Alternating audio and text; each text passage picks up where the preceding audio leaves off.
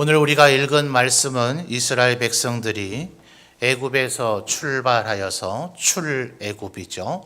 가나안 땅으로 가는 과정 속에서 일어났던 전쟁의 모습을 기록하고 있는 내용입니다. 시간상 10절에서 13절까지만 읽었습니다만 8절 말씀을 한번 보시죠.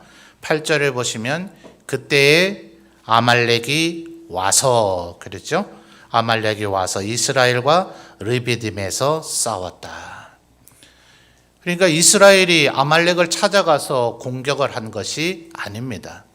이스라엘은 애굽에서 탈출하여서 가나안 땅으로 가기 위한 행군을 하고 있었을 뿐이지 다른 민족들과 전쟁을 할 이유도 여력도 없었습니다. 그런데 이 아말렉 족속이 이스라엘에게 아무런 원한이 있는 그런 민족이 아닌데 지금 이스라엘을 공격하고 있는 거예요. 세상에는 나라나 민족마다 여러 가지 이유 때문에 전쟁을 하곤 했죠. 그런데 이 아말렉 족속은 그런 정당한 전쟁이라고 할 수가 없는 일종의 산적이나 해적과 같은 그런 약탈 행위를 하는 이들입니다.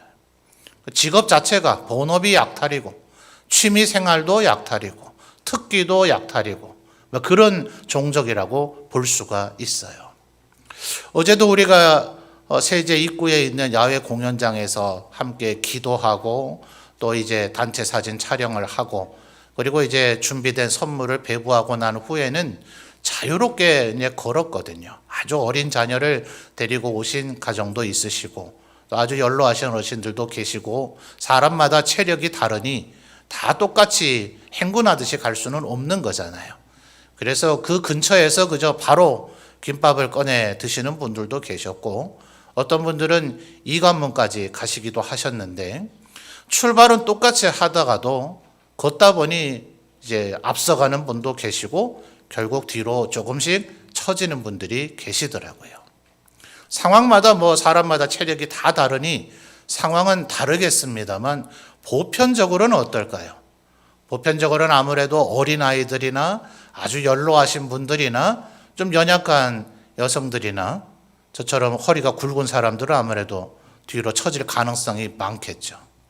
이 아말렉 족속들이 아주 비열하고 비겁하고 치사하게 그렇게 뒤에 처져 있는 사람들만 공격해서 약탈을 한 겁니다. 하나님께서는 하나님의 백성들을 공격하는 것을 절대로 그대로 용납하지 않으시거든요. 그래서 하나님의 분노가 진노가 어디에까지 이르렀는가? 자, 먼저 14절을 한번 살펴보실까요? 14절 제가 앞부분은 좀 읽어보겠습니다. 여호와께서 모세에게 이르시되 이것을 책에 기록하여 기념하게 하고 그 다음에 심지어 여호수아의 귀에 외우도록 들려주랍니다. 자, 뭐라고 하셨는지 우리 성도님들이 읽어주세요. 시작. 내가 아말렉을 없이하여 천하에서 기억도 못하게 하리라. 이게 하나님 말씀이에요. 어떻게 한다고요? 아말렉을 아예 없애버리겠다. 천하에서 아예 기억도 못하게 하겠다. 그래서 16절에 이제 한 번 더 확인을 해보죠. 16절 여러분 읽어주십시오. 시작.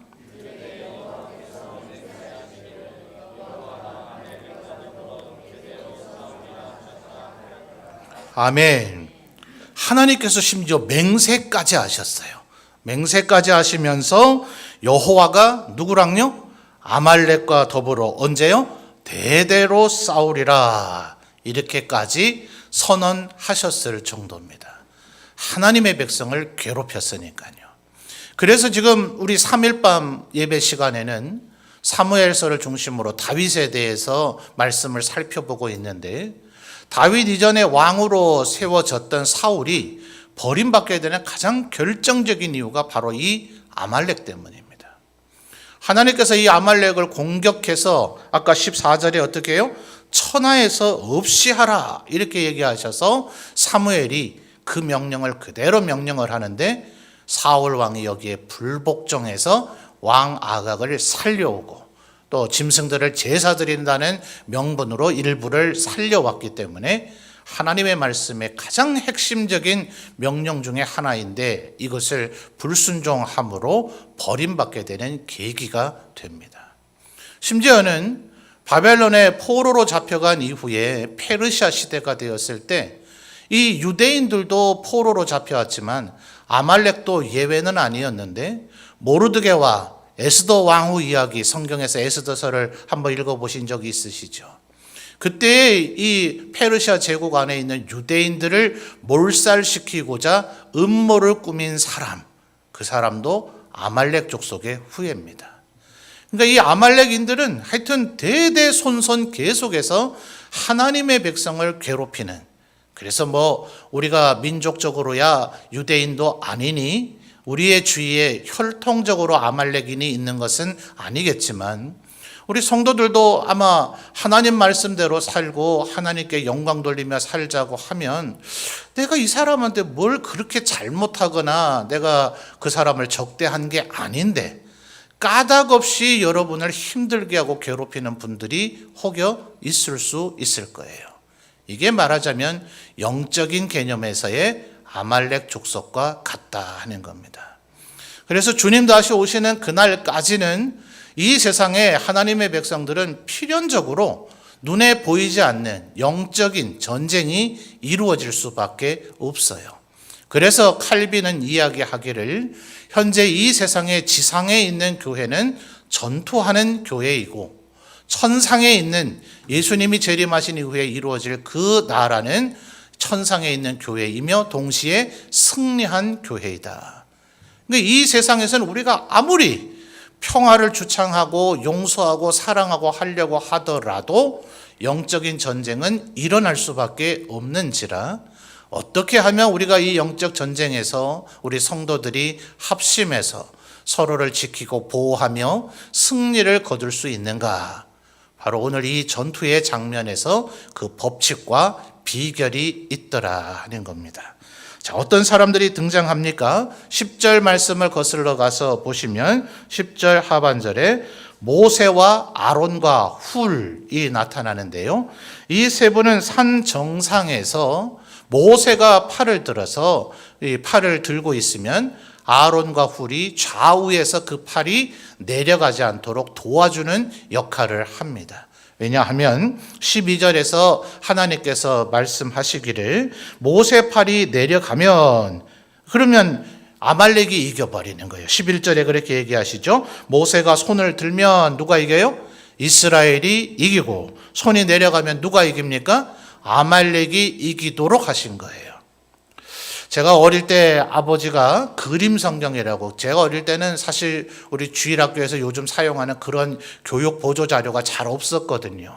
근데 아버지가 어디서 구해 오셔가지고 이 책이 왼쪽 편에는 성경의 스토리를 그림으로 그려놓고 오른쪽에 일종의 설교 서머리 같은 것이 되어져 있어서 저보고 오른쪽 페이지를 읽으라 하시고서는 그 왼쪽 그림을 보면서 저에게 성경을 가르쳐 주시곤 했는데요. 바로 이 장면을 포착해서 기록을 해낸 거예요. 산 정상에는 이제 모세가 돌에 앉아서 12절을 보니까 이제 피곤해지니 시간이 오래 걸리니까 모세를 돌에 앉게 만들잖아요. 그리고 이제 아론과 훌이 좌우에서 팔을 붙잡아 주는데 아마 팔이 너무나 피곤해서 조금 내려가려고 하는 그런 상황이었던 것 같아요. 아까 11절에 손이 내려가면 누가 이겨요? 아말렉이 이기니까 밑에 이제 평야지대에서는 여호수아 장군이 이끌고 있는 실제 전투 병력이 아말렉과 싸우고 있는데 이스라엘 사람들이 몇 명씩 전사하기 시작하는 거예요. 그러니 그들의 지휘자인 여호수아가 볼 때 얼마나 마음이 안타까워요. 그래서 여호수아의 얼굴이 제일 앞쪽에 클로즈업 되어 있는데 여호수아가 저 산 위에 있는 모세와 아론과 훌을 바라보면서 제발 좀 그 팔이 빨리 올라가기를, 약간 아주 갈망하는 표정에다가 약간의 원망이 섞인 듯한 그런 표정으로 여호수아의 표정을 아주 상세하게 묘사를 해놓았더라고요. 자, 어떻게 해야 이긴다고요? 절대로 하여튼 이후 여하를 막론하고 모세 팔이 내려오지 않아야 이기는 거예요. 아무리 여호수아와 그의 군사들이 전쟁을 열심히 연습하고 좋은 무기를 가지고 좋은 무장을 했다 하더라도 뭐가 안 되면요? 모세 팔이 내려가 버리면 여호수아와 그의 군대는 지더라 하는 거예요. 그러니 뭐 해야 됩니까? 아론과 훌이 어쨌든 간에 그 팔이 내려가지 않도록 해줘야 되는 거예요. 공교롭게도 저희 집에 아들이 3명 있잖아요. 이거 왜 이렇게 하나님께서 하셨을까? 제가 아주 어릴 때부터도 궁금했지만 전도사 목사가 되고 난 이후에는 말씀을 설교를 해야 되니 이거 왜 그러셨을까? 이게 참 궁금하더라고요. 그래서 한번 시켜봤어요. 여러분 10절 하반절을 보니까 모세와 아론은 우리가 아는데 훌이 누구일까요? 성경에서는 더 이상의 설명은 없어요. 그런데 우리나라에도 삼국사기, 삼국유사 이런 역사책이 있듯이 이스라엘에도 이 성경 외에 이스라엘의 역사책이 있습니다. 그 책을 보면 이 훌에 대한 소개를 모세의 누나인 미리암의 남편이다. 설명 복잡하게 안 하더라도 모세의 누나의 남편이면 거의 모세보다 나이가 많을 확률이 높겠죠. 그래서 이제 모세 그리고 아론과 훌이 더 형님이니까 저희 집에 막내 녀석 보고 손을 들고 서 있으라 그래 봤어요. 그랬더니 이 녀석이 얼마 못 가서 너무 힘들어 하더라고요. 그래 이제 형들 보고 좌우에서 팔을 잡아라 이렇게 하니까 막내가 조금 덜 힘들어 하다가 조금 더 시간이 지나고 나자 누가 더 힘들어 할까요? 신기하게도 여전히 막내가 제일 힘들어 하더라고요. 왜 그런가? 제가 자세히 보니까 옆에 두 형님들은 요령이 생겨가지고 팔이 2개니까 한쪽 팔로 이렇게 받쳐줬다가 이렇게 자기들은 팔을 바꿀 수가 있는데 이 막내 녀석은 2팔을 바꿀 방법이 있어요? 없어요? 한쪽 팔만 올라가면 된다라고 하지 않으셨거든요. 그러니까 막내는 꼼짝 못하고 있어야 되니 아빠 이거 언제까지 해야 돼요? 이러더라고요. 그러다가 성경에 보니 12절에 이제 모세를 앉게 했잖아요. 이건 또 왜 그랬었을까 싶어서 집에다가 돌을 들여놓을 수는 없고 의자를 가져다가 막내를 앉혔더니 형님들이 더 좋아해요. 왜 그럴까요? 어릴 때는 이게 3명이 키가 비슷하니까요. 막내가 이렇게 팔을 들고 있으면 형님들이 이 팔을 붙잡아 주려면 위에서 이렇게 잡아 올리든지요. 아니면 아래서도 이렇게 받쳐야 되니까 이 자세는 불편해요. 그런데 이 막내 녀석이 의자에 앉으니까 이 팔의 높이가 어떻게 됩니까? 서 있는 사람에 비해서 현저히 낮아지니까 형들이 팔을 그냥 자연스레 이렇게 늘어뜨려 놓고 동생의 팔을 붙잡을 수가 있더라고요. 그러니 오히려 12절에 모세를 지금 돌에 앉게 한 거는 모세를 위함이 아니라 어쩌면 아론과 훌을 위함일런지도 몰라요. 근데 저는 이런 생각이 들더라고요.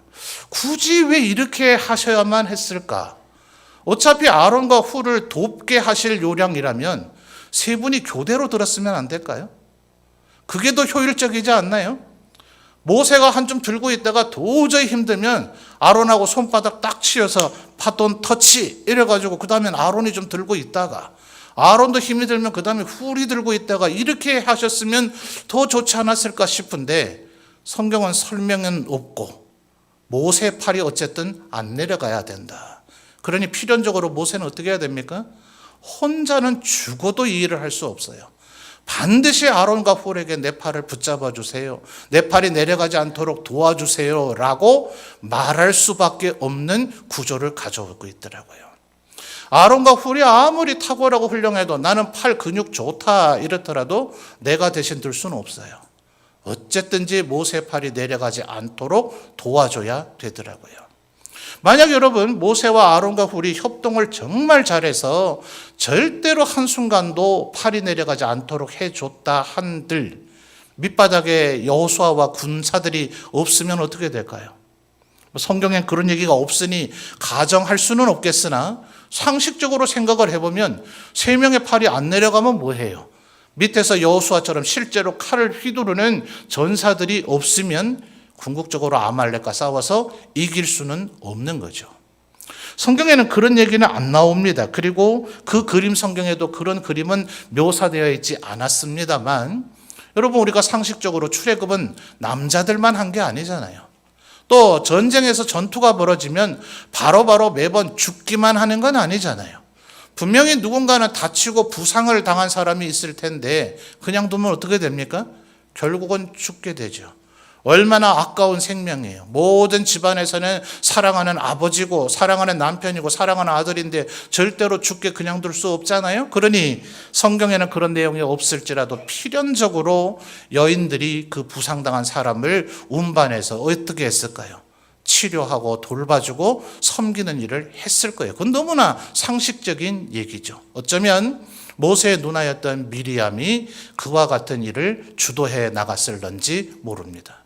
그러니 여러분, 이것에서 우리가 볼 수 있는 영적인 원리는 뭐예요?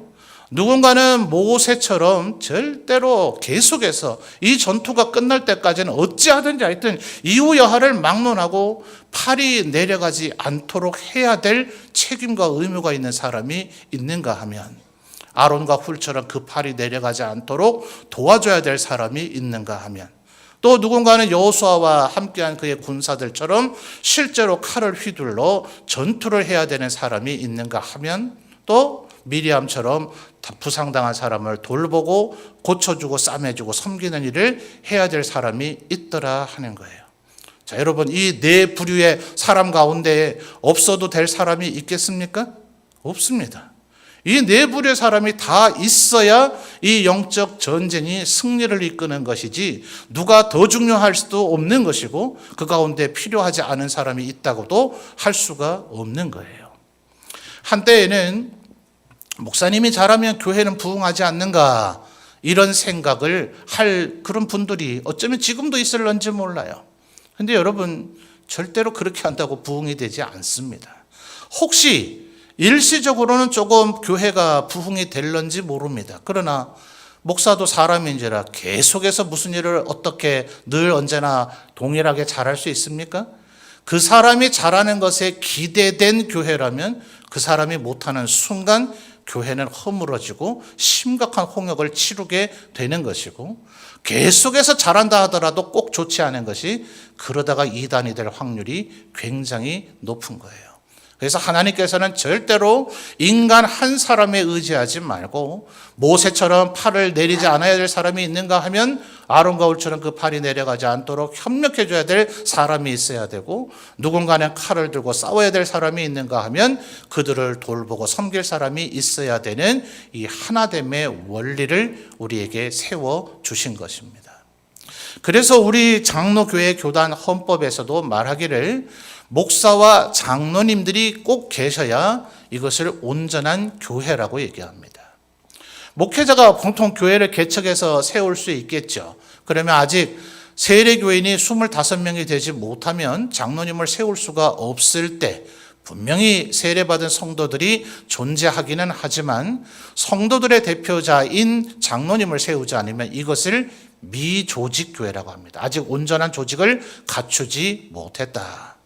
장로님들이 세워진 후에 목사가 은퇴를 하거나 혹은 수명이 다해서 돌아가시거나 질병에 의해서 목회를 하지 못하는 그런 상황이 벌어질 때도 있죠. 그래서 한시적이지만 목사가 있지 않을 때, 이때는 허위교회다, 교회인 것 같지만 교회 기능이 안 된다, 이렇게 표현을 하고 있어요.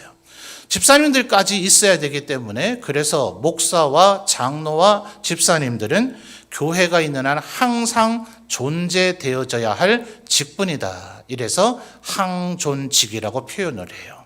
이것은 그 사람의 신분이 그렇게 바뀌는 것이 아니라 그 사람이 그 역할을 하도록, 누군가는 목사의 역할을 해야 되고, 개성인이가 여기에 우리 점천제일교회 영원토록 목사가 해야 된다는 의미가 아니라, 법적으로 정당하게 안수를 받은 그 어떤 목사라도 그 목사가 여전히 존재해야 되고, 누군가는 장로님으로 존재해야 되고, 누군가는 집사님으로 존재해야 되고, 또 현대교회와 성경적 필요에 따라서 여성들로 이루어진 권사님들이 존재할 필요가 있다. 이렇게 교회는 영적 전쟁을 위한 직분의 원리를 갖고 있는 겁니다.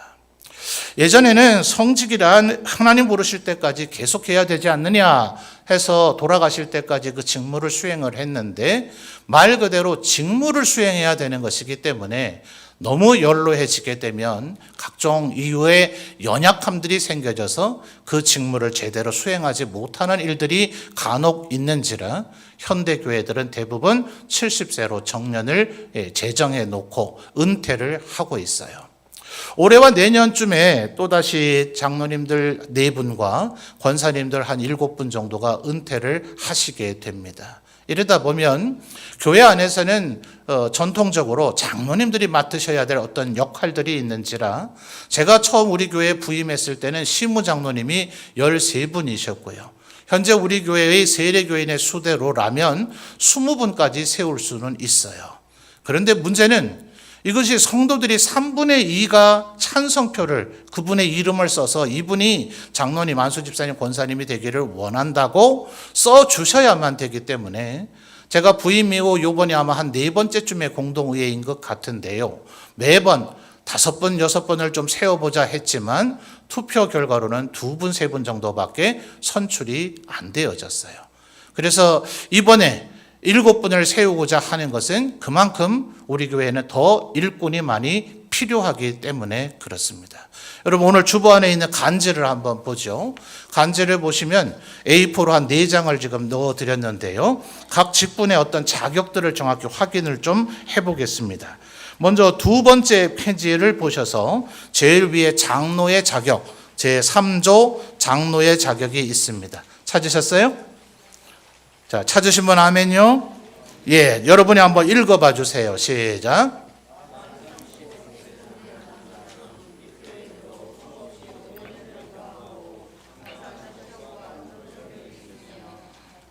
딤전입니다. 디모데전서 3장 1절에서 7절에 해당한 자로 한다. 자, 만 35세면 우리 다음 주가 4월 23일이니까요. 4월 22일, 1월 1일부터 4월 22일까지 출생한 청년부의 일부가 혹시 있으려는지는 모르겠어요. 그러나 청년부가 만 35세까지로 지금 편성이 되어 있기 때문에 남전도회와 1, 2장년회 모두가 해당이 되시는 겁니다. 전통적으로 이제 교회가 한국교회 뿌리를 잘 내리고 이제 150년의 세월이 흘러오고 있기 때문에 이제는 어지간한 교회들은 다 아주 공고한 조직을 갖고 있어서 어느 세월 사이에 안수 집사님들이 장로님으로 선출되는 것이 마치 관례인 것처럼 돼 있긴 하지만 법적으로는 아무런 제약이 없습니다. 서리 집사님도 가능하시고 또 일반 평신도도 가능합니다. 다만 흠없이 5년이라 하는 것은 이 5년의 시작 기점은 세례 받은 이후부터입니다. 세례 교인이 됐을 때 그가 비로소 우리 교회 등록 카드를 내고 교회 출석만 하셔도 우리가 성도라고 부르기는 하지만 법적인 권한으로서의 선거권, 다음 주에 공동회의에 누군가를 선출하는 선거권, 본인도 선출될 수 있는 피선거권, 또 연말에 예결산들을 할 때의 그런 안건에 대한 결의권, 이런 권한을 갖는 분들은 세례 교인이 됐을 때 비로소 교인으로서의 권한이 생겨집니다. 자, 보통 우리 교회에도 지금 협동 장로님, 또 협동 안수 집사님, 협동 권사님들이 여러 분 계신데요. 교회는 모두 다 동일한 하나님을 섬기고 있어서 동일체의 원칙을 갖고 있는지라 다른 교회에서 그런 직분에 선출이 됐으면 우리도 예우상 그렇게 불러드리기도 하고 교회 일부의 일을 맡겨드리기는 하지만 그것은 그 교회의 성도들이 선출한 것이지 우리 교회 성도가 선출한 것이 아니기 때문에 이분들이 다음 주와 같은 공동회에서 다른 분들과 동일한 선상에서 똑같이 투표를 받아서 3분의 2 이상의 지지를 받았을 때 우리 교회의 정식 직분을 갖게 되는 겁니다. 자, 여기서 말하는 흠없이라고 하는 것은 뭐 얼굴에 티끌 있거나 이런 걸 얘기하는 게 아닙니다. 교회에도 권징조례라 해서 재판이 있어요. 우리나라 이 민주주의 사회에서 소위 삼심제라고 하는 재판을 하죠. 지방법원, 고등법원, 대법원이 있는데 이것은 마태복음에 있는 말씀에 누군가 범죄를 저지르거든 그때는 한 사람이 은밀히 가서 그런 죄를 계속 반복하면 안 됩니다 라는 것을 권면하고 그래도 듣지 않으면 2-3사람이 증인이 되도록 함께 가서 권면을 하고 그래도 듣지 않으면 교회에서 공적으로 재판하라. 이렇게 이제 죄를 교회 안에서 계속 스며들지 않도록 하는 방지 장치를 주님께서 말씀하셨는데 칼빈이 이것을 교회 안에 제도화하였고 그것이 이 민주사회에 정착이 되어져서 그래서 이 민주주의 사회, 서방 사회는 교회에 많은 빚을 지고 있습니다. 이 서방 민주주의 사회의 모든 제도가 교회에서, 개혁교회, 특별히 우리 장로교회에서 나왔다 해도 과언이 아닙니다. 그래서 칼빈이 서양에 미친 영향, 칼빈과 프로테스탄티즘이 이 민주주의 사회에 미친 영향이라고 하는 그런 저술들, 논문들이 얼마나 많은지 몰라요. 그래서 교회에서 이렇게 3번의 재판을 합니다. 사회의 지방법원, 고등법원, 대법원처럼 그런 3번의 재판을 받아서 판결을 받은 분들을 의미하는 것이기 때문에 우리 교회는 그런 분이 없어요. 그러니까 뭐만 되면요, 만 35세 이상인 남전도회와 1, 2장년회가 되시면, 그리고 우리 교회에 출석해서 세례교인이 되신 지 만 5년이 되신 분들은 누구도 선출될 자격이 되신다 하는 겁니다. 자, 3번째 페이지의 중간쯤에 보면 제4조 집사의 호칭이 있죠. 자, 찾아보세요. 중요하니까 다 확인하셔야 됩니다. 자, 4조 집사의 호칭에 1번 시무집사 있고 4번에 무임집사를 보면 타교에서 임명와서 아직 취임을 받지 못한 집사인이 만 70세 미만 자는 서리집사직을 맡을 수도 있지만 본교에 전입한 지 이번에는 만 몇 년이요? 2년. 장로님보다는 그래도 안수 집사님들은 한 2년 정도 지나면 직무를 맡을 수 있다. 그러나 장로님은 만 35세라는 나이 규정이 있지만 안수 집사님은 나이 규정마저도 없어요. 그러니 만 2년만 경과하면 세례교인이라면 청년도 그렇게 되기야 쉽게 하겠습니까만 법리적으로는 고등학생도 될 수 있다는 것을 의미하고 있는 거예요. 자, 제일 앞 페이지로 한번 다시 돌아가 보죠. 이번엔 권사님의 자격을 살펴보겠습니다. 자, 헌법이라고 하는 것 밑에 한 서너 줄 지나가면 3번 권사 해서 바로 2번에 권사의 자격과 선거와 임기에서 동그라미 1번 자격 찾으셨나요? 자, 여신도 중 만 몇 살요? 만 45세 이상 된 입교인. 자, 이게 헌법 규정들이 왜 이렇게 각각 특색이 다른가를 지금 다 설명할 수는 없고요. 권사님들에 대해서는 몇 년 됐느냐는 그 규정은 없어요. 그러나 만 45세 된 세례교인을 의미하는데요. 이것은 현재 지금 4전도회와 5전도회가 합쳐져서 우리가 4.5여전도회라고 불리는데요. 4여전도회에 해당되는 분들까지가 45세 이상이에요. 그러니까 4.5여전도회는 이제 5여전도회로 예전에 분류되던 나이 분들은 아직은 연령이 조금 더 있으셔야 되겠죠. 그래서 1, 2, 3여전도회와 4여전도회 분들이 해당이 된다 하시는 것을 기억하셔서 우리 다음 주까지 기도하며 공동회를 준비해 주시기를 바랍니다. 그런데 문제는 이름을 쓰셔야 되거든요. 다음 주가 되면 이제 10분을 쓸 수 있는 투표용지, 또 장로님은 7분을 쓸 수 있는 투표용지를 드리는데, 내가 그 사람 이름을 기억 못하려고 그렇게 여기지 마시고 이번 주에 요람을 좀 보셔서 이분이 꼭 선출이 되면 좋겠다 싶은 분을 여러분만 알아보도록 좀 체크를 해 오셔서 다음 주에 요람을 들고 오셔서 이름을 정확히 적어주시는 것이 좀 필요하겠다 싶어요. 해마다 보면 이름 글자가 틀려가지고 누가 보더라도 이거는 그 글자로 알아볼 수가 없게 쓰셨기 때문에 무효표가 돼서 3분의 2가 통과되지 못한, 몇 표 차이로 선출되지 못한 아까운 일꾼들이 해마다 얼마나 많았는지 몰라요. 또 심지어는요, 그 10분을 쓰셔야 되니까 동일한 이름을 실수로 2번 적으신 거예요. 이 준비를 안 하고 와서 즉석에서 기록을 하다 보니, 예를 들면 개성인 이름도 2군데 적으시고 안강령 이름도 2군데 적으시고 서범준 이름도 2군데 적으시니 이 표는 다 무효표가 되어져 버립니다. 그래서 이번에는 만약 한 투표용지 10분의 이름을 적는 A4의 투표용지 가운데 동일한 이름이 2번 이상이 나오면 그분 것만 무효로 처리하고 나머지 표는 좀 살려서 3분의 2가 되도록 하도록 우리 장로님들과 결정은 보았습니다. 그러나 그런 실수가 반복되면은 개표 상황에서 시간이 오래 걸리기 때문에 여러분들이 이 한 주간 동안 잘 생각을 하셔서 누가 우리 교회의 다음 일꾼이 되어야 될 것인가 기도하며 선출을 준비를 해 주시기 바랍니다. 여러분, 장로님 몇 분 적어야 된다고요? 7분요. 안수 집사님 몇 분요? 10분요. 권사님 몇 분이요? 10분을 적으셔야 돼요. 그런데 마지막으로 하나 더 말씀드릴 것은 이거 대통령 선거가 아니거든요. 보니까 대통령 선거는 오직 몇 분 적어야 돼요? 한 분 적어야 되죠. 그죠? 후보가 2분이 나왔던 5분이 나왔던 오직 한 분을 적어야 되니 한 분만 적어야 내가 원하는 분이 된다고 생각하신 분이 간혹 계신 것 같아요. 그렇지 않습니다.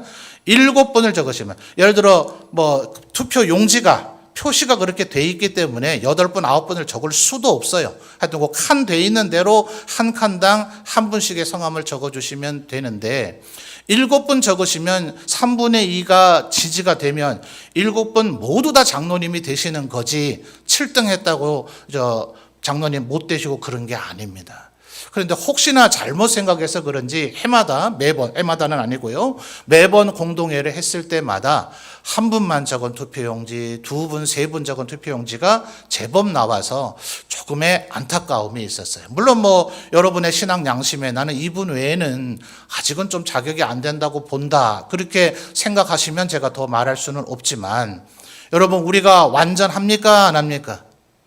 바울 사도조차도 뭐라고 표현했죠? 하나님께서 나를 충성되이 여기셨다. 나는 원래 충성됐다. 나는 사도가 되기에 마땅한 사람이다. 하나님이 나를 사도로 선출 안 하면 누구를 선출한단 말이야? 라고 바울은 여기지 않았어요. 하나님이 나를 충성되이 여겨주셨을 뿐이다. 우리 모두는 부족합니다. 그래서 선출되고 나면 11월경쯤에 임직식을 해야 되기 때문에 다음 주에 선출하고 나면 6개월 동안 제가 열심히 훈련을 시킵니다. 또 저번에 코로나 와중에 우리 선출된 분들이 그때 대면을 할 수가 없는 상황인지라 훈련이 조금 미흡한 아쉬운 감이 좀 있어서 이번에 선출된 분들과 함께 직전 공동회에 선출된 분들은 함께 좀 교육의 기회를 가지려고 해요. 그러니 6개월 동안 충분히 교육받으면 여러분 생각에 조금 아쉽다 싶은 분도 충분히 하나님께서 귀한 일꾼으로 다듬어가 주실 줄 믿습니다. 여러분 우리 성도님들이 여러 가지 힘써야 되지만 그 중에 가장 힘써야 되는 것 중에 하나가 뭡니까? 한번 따라해 보시죠. 순종이 가장 중요한 것 중에 하나입니다. 하나님께서 저와 우리 장로님들에게 우리 교회에는 지금 장로님 7분이, 안수 집사님 10분이, 권사님 10분이 필요하다고 결정하게 해 주셨어요. 이것은 저와 장로님들의 사람의 결정이 아니라 하나님께서 우리 교회를 향하신 하나님의 뜻입니다. 그래서 이번 주간 동안 한 주간 기도하시면서 저도 기도 많이 하고 돌아올 터이니 우리 성도님들도 기도 많이 하셔서 누가 우리 교회를 계속해서 잘 이끌어 나갈, 우리와 함께 영적 전쟁의 승리로 이끌어갈 일꾼들인가 기도하시는 가운데 마음에 준비하시고 다음 주에 공동회에 참석하시는 우리 모든 성도들이 되어 주시기를 부탁을 드립니다.